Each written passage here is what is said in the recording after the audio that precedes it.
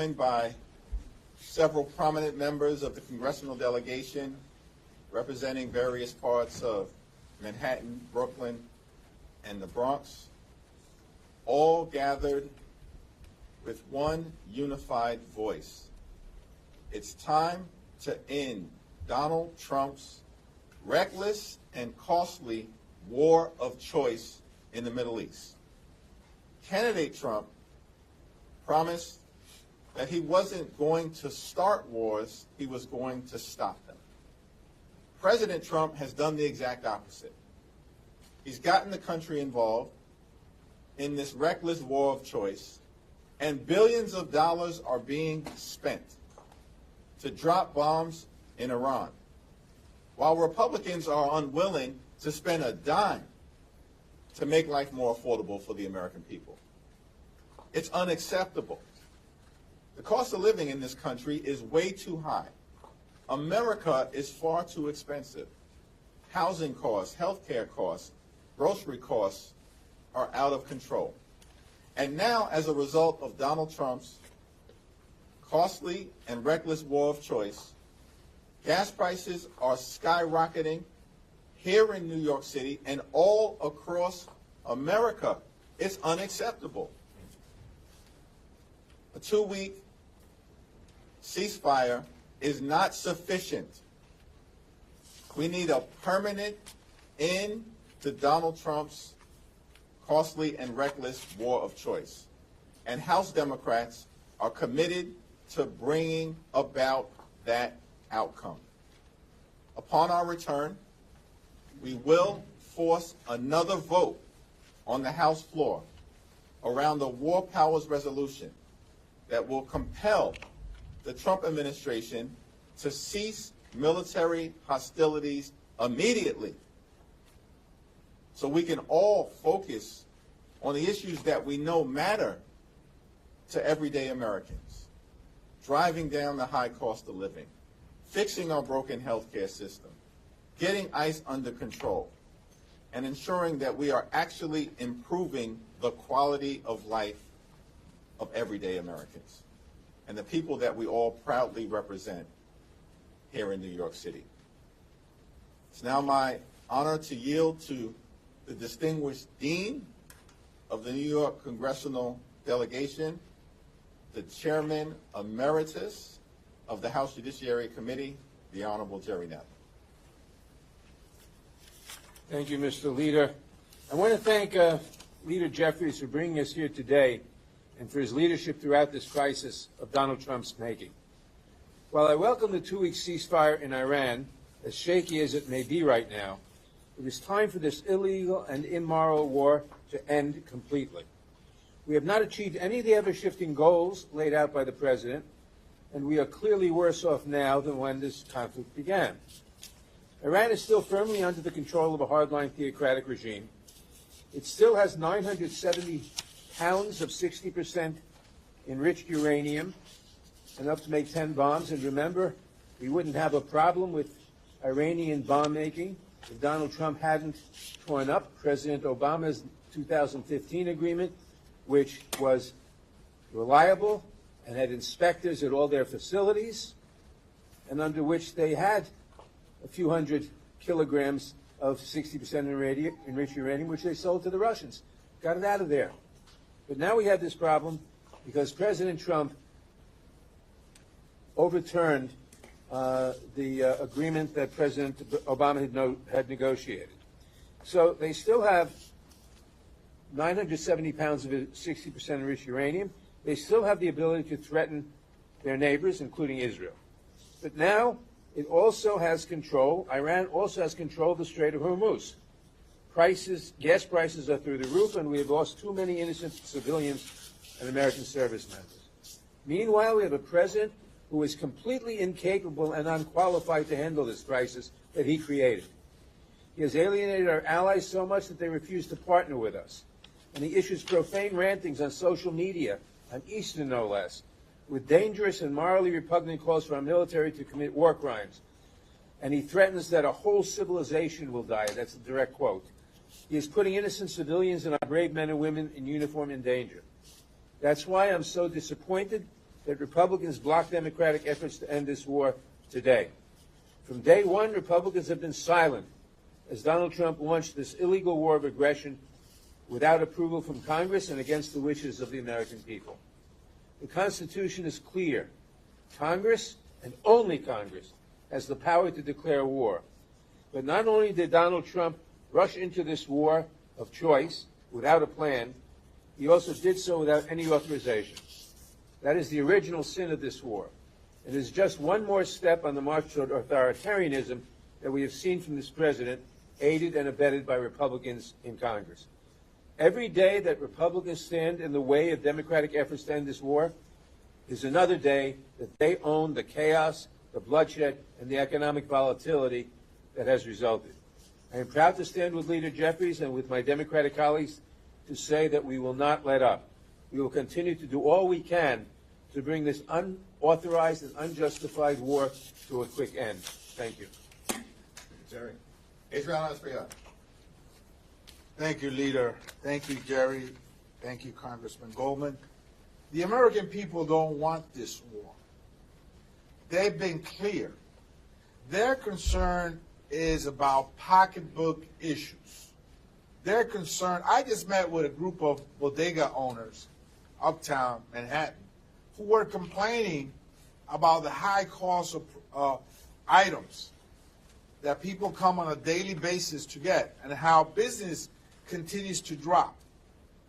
But yesterday and the day before yesterday, after Trump made his horrific statement that he was going to disappear a whole people, I actually got calls from average New Yorkers, constituents, that were concerned about this. See, words have power.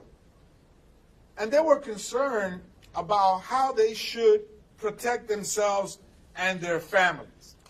They wanted to know if there was a protocol, if there was some guidance on how they should react in case there was an attack. This is where it's gotten. The American people, average New Yorkers, are afraid of this. And they don't want the war. They want prices going down at the gas pump. They want prices going down at the supermarket. They want the cost of living to drop to a level where they can afford to live in New York City and in America. And this war, this ill-advised and illegal war, because he never came to Congress, he never gave us the legitimate reasons why he should be involved in there. So this illegal war is driving us to a precipice. We lost our leadership in the world. Before we were able to meet with our allies and reach an agreement and come to a consensus as how we should act together. This is unilateral action without the consent of Congress, an illegal war that the American people don't want. I would say that this is today's Vietnam. No different. And people are upset about it. So let's continue to work in the House to ensure that we hold him accountable. Let's continue to work in the House to pass the Wars Power resolution that grants us what we already know exists in the Constitution, which is our ability to declare war. Let's continue to make sure that ICE is reined in. Let's continue to make sure that the American people are living in New York City and across the country in an affordable way. Estamos aquí porque esta es una guerra ilegal. El pueblo norteamericano entiende que es una guerra ilegal, iniciada unilateralmente por el presidente, quien amenazó de una manera en estos días que muchas personas me llamaron con temor de que podía desatar una guerra nuclear y querían saber lo que tenían que hacer. Yo me reuní con un grupo de bodegueros hoy que también tenían problemas y estaban quejándose del alto costo de los productos de primera necesidad y cómo está impactando a sus consumidores. De manera que esto es una guerra no solamente ilegal, no es popular y debe de cesar. El Congreso tiene el poder de declarar guerra. El presidente y el Ejecutivo no han acudido al Congreso de los Estados Unidos para establecer las razones por cuales debe estar involucrado en esta guerra. Vamos a terminarla ya, vamos a bajar el costo de la vida, vamos a asegurar que ICE esté controlado, vamos a asegurar que nuestras familias puedan vivir en Nueva York y en el resto del país. Gracias. Dan Goldman. Thank you very much, Leader Jeffries, for gathering us here today, and to my distinguished colleagues, Congressman Nadler and Congressman Espaillat. It is a dangerous moment because we have a President of the United States who is so obviously not well, and he has his finger on the button to use weapons of mass destruction or whatever else he wants, with lackeys under him in the cabinet willing to do his illegal work, willing to do his illegal conduct. And where that has led us to right now is not only a betrayal of his promises to not get us into any more forever wars of choice, but to endanger our alliances and our own national security. As he is talking about with pulling out of NATO, his vice president is in Hungary interfering in a foreign election to support an authoritarian dictator. It is not just this war in Iran that is illegal, dangerous, and devastating for the American people. It is everything that Donald Trump and this administration are doing right now to undermine our democracy, to undermine our leadership on the global stage, and ultimately to make our American citizens and residents at risk of some sort of retaliation on our soil. This war, as my colleague said, was illegal to begin with. But the reason why that matters so much is that it was unplanned, poorly executed, without any clear objective, and without any concept of what the retaliation would be. So when this deranged man in the White House threatens to destroy all of Iranian civilization, he undermines our stated goals of removing the regime by pushing the civilians closer to the regime, and he puts himself in a situation where he has no leverage.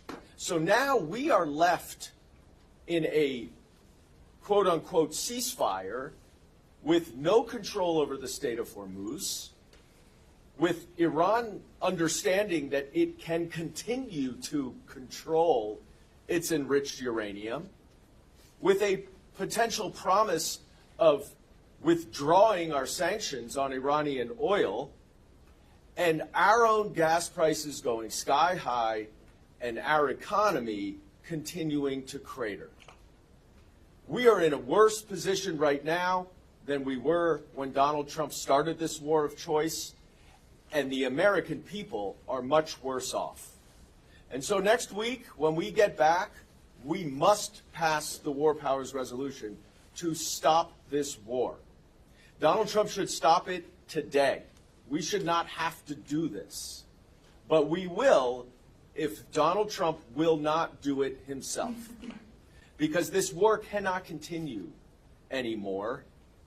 It is defeating our objectives, and it is devastating Americans at home. We cannot allow this madman to continue to destroy our country abroad and our people at home. Thank you. Thank you. Questions? You said that you will force another vote. Is that as soon as possible, or are you going to wait until you've persuaded enough members to secure its passage? We're going to force another War Powers vote upon our return to Washington, D.C. We're in active conversations with Republicans to secure an additional handful of our Republican colleagues, which is all we will need, to join House Democrats in stopping this reckless war of choice. It's unfortunate to me that for far too long under this Trump presidency, Republicans in the House of Representatives continue to function like they're nothing more than a wholly owned subsidiary of the Trump cartel, as opposed to standing up for the American people that we're all privileged to represent. This reckless war of choice is hurting everyday Americans, making life more expensive. Donald Trump entered into this war with no plan, no objectives, no exit strategy to make sure that it actually inured to the benefit of the American people when there's great sacrifice that has already been made. More than a dozen service members, brave, heroic service members, have been killed in Donald Trump's reckless war of choice, and hundreds have been seriously injured, and billions of dollars have been spent. Why in the world would House Republicans, we just need a handful, continue to support this reckless war of choice that is deeply unpopular with their own constituents?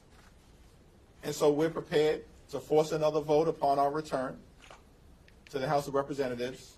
And for it to be successful, we only need a handful of Republicans, like Mike Lawler, Nicole Maliotakis, or others, to join House Democrats so we can end the madness now. How many more Republicans do you need? We only need, assuming we hold the two Republicans that we had a few weeks ago, Don Bacon and Warren Davison, an additional one or two Republicans, and we can pass this war powers resolution upon our return. Thank you, Mr. Leader. Thank you all for doing this. Curious, what are your thoughts about how this morning played out, the pro forma session when some of your colleagues tried to force request unanimous consent to pass this resolution you all ended up trying next week? What are your thoughts about how it turned out? Is that how you expected it to turn out, not even being recognized? And also, Mr. Bowman mentioned what's going on with NATO, how the president is threatening to withdraw troops from Europe and even return them back to the U.S. Do you believe that this will do irreparable harm to the nation and our national security, or do you think that our European partners can separate what the president is doing and the alliances that you all are still trying to keep with our partners in Europe? Do you believe that they're able to separate the president and the support that you all have for NATO, or is this something that's going to collapse the alliance altogether if his threats continue? Yeah, and I want to yield to Chairman Nadler and Dan and others to weigh in on this issue, particularly as it relates to the damage that's being done to NATO. Donald Trump has failed America, failed the NATO alliance, and failed the free world. And he seems to confuse friend with foe. And the fact that Vice President Vance is over in Eastern Europe right now supporting an authoritarian dictator is extraordinary. The fact that Donald Trump and Republicans continue to play footsie with Vladimir Putin and Russia, sworn enemies of the United States of America, is extraordinary. And the fact that Donald Trump continues to attack our allies, whether it's Canada, Mexico, or NATO, is extraordinary. Something is really wrong with this guy. And that's becoming increasingly obvious to the American people. NATO is the most successful military and diplomatic alliance in the history of the world. No one reasonable disputes that. It was put together in the aftermath of World War II to prevent the type of devastating global world war that resulted in more than 100 million people losing their lives. And it's been successful. In fact, in terms of the NATO alliance, the collective defense provision, Article 5, an attack on one of us is an attack on all of us. That collective defense provision has only been invoked once in the history of the NATO alliance. That was in defense of the United States of America in the aftermath of the September 11th attacks. And more than 1,000 NATO troops either lost their lives or were seriously injured fighting for us in Afghanistan. Donald Trump doesn't know what the hell he's talking about when he says that the relationship with NATO has been only one way. He doesn't know what the hell he's talking about. And so it's going to be important as we move forward, particularly as we transition into the next Congress with the gavels in our hands, to make clear to NATO and all of our allies across the world that we're going to repair the damage that has been done, and all of us see the value for the American people in continuing to protect and strengthen the NATO alliance. And this morning's pro forma. With respect to this morning's pro forma, House Democrats are going to continue to press the case to move a war powers resolution that ends this reckless war of choice, and we will use every single legislative tool available until we get this done. Jerry? Thank you. I think the leaders expressed it very well. NATO is the most successful military alliance in the history of the world. For 80 years, it sustained the major peace. We've had wars, some of them stupid wars like Vietnam, but we haven't had a major war like World War I and World War II. And that's because of the NATO alliance, which deterred the Soviet Union, which has kept the peace, the major peace, for all these many years. Donald Trump, who I believe is suffering from dementia at this point, I think that these signs are very clear, but even before he was suffering from dementia, he didn't understand the value of the NATO alliance at all. We have to make clear, and I think we will make clear, to our NATO partners that as soon as we get rid of Trump, we will resume our relationship with our NATO partners, that this is a one-off, that it's not an expression of a changed attitude in the United States, that it's all one person and the people who follow him. We will say to NATO very shortly that just wait. Next year we'll have a majority in the House and maybe in the Senate, and we will do what we can, and certainly when we have the presidency in 2029, we will resume our proper relationship with NATO that has sustained the peace for all these many years. NATO has been a reliable organization to combat, of course, Russian aggression in Europe, particularly in Eastern Europe, and it has been very effective throughout the decades. Not only to attack NATO, but to fracture the collegiality that existed amongst the nation members of NATO is a step back for the United States. You know, we have relied on our allies in the past to come to the table and reach consensus on important peace and war questions. We must continue beyond the United Nations. We must continue to strengthen NATO and to keep it together. Any assault against it, any action in support of Russia, as the president has conducted, often openly siding with Russia against our traditional allies, is a critical mistake and one that the American people will reject totally. Thank you. During his first presidency, Donald Trump attacked NATO and our allies. When President Biden came into office, he very quickly resurrected those relationships, and you saw the benefits of that in the Ukraine war, when President Biden rallied all of Europe and our NATO allies to immediately be there to support Ukraine against Russian aggression. Now that Donald Trump has taken over again, he is once again attacking, lambasting, removing the ties that bind us to our NATO allies. And you know how you know that NATO works and is important? Because Donald Trump is so upset that our NATO allies have not come to his rescue in this Iranian war. He expects them to be there even when he attacks them and distances himself from them. That's not how diplomacy works. You cannot be a mob boss on the world stage and expect to threaten people constantly into supporting you. And he is learning this lesson the hard way. And we are much worse off for it. Our leadership around the world is diminished. Russia and China are lifted up by what they see to be Donald Trump's failure to lead the democratic global order and his failure to properly execute any kind of mission in Iran. And so he's doing damage not only to the Iranian civilians, he's doing damage, significant damage, and worse to our economy.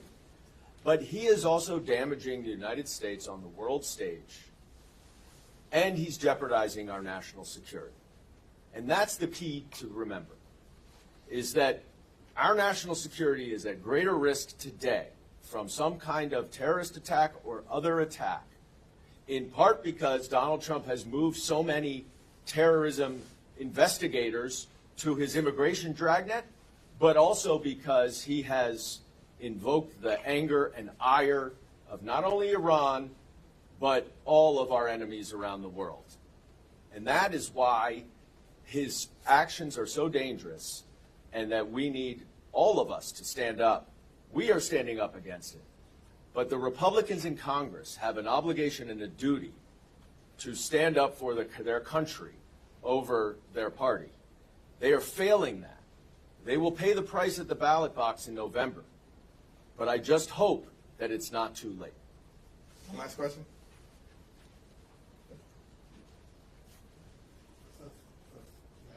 On the 25th Amendment, you mentioned in your colleague letter yesterday that Ranking Member Raskin and Judiciary Democrats will be holding a hearing for members on the 25th Amendment.